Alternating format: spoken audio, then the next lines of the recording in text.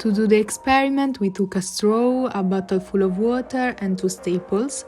We cut the straw with a length of 10 centimeters and we bent it in half. Then we welded the two ends with the warmth of a candle and we inserted the two staples, and finally we made two opposite holes in one side of the straw. Our devil is done. We filled the bottle with water and we inserted the devil, and we can notice that the devil floats, but if we hold the bottle, the devil goes down, and if we lose the grip, the devil goes up.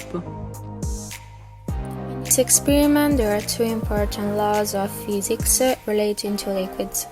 The first one is the Pascal's law, where the pressure exerted on any surface of a liquid is transmitted with the same value on any other surface in contact with the liquid.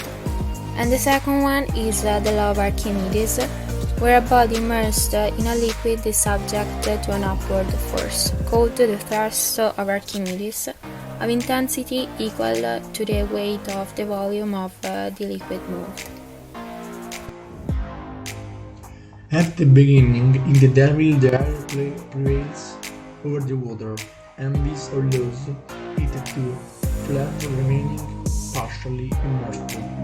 So the devil floats because the thrust of Archimedes directed upwards is greater than the weight force of the devil itself.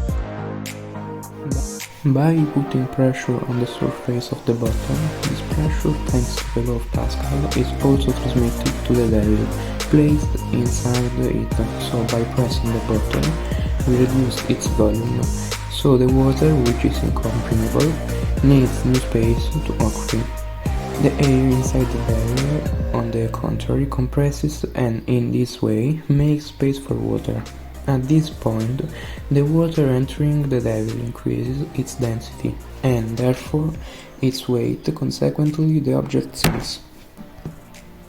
At the end, we can say that the buoyancy of a body depends on the density of the object and the density of the liquid in which it is immersed. To float, the object must have a lower density than the liquid in which it is immersed. If the density increases, the weight force increases, and then the object sinks.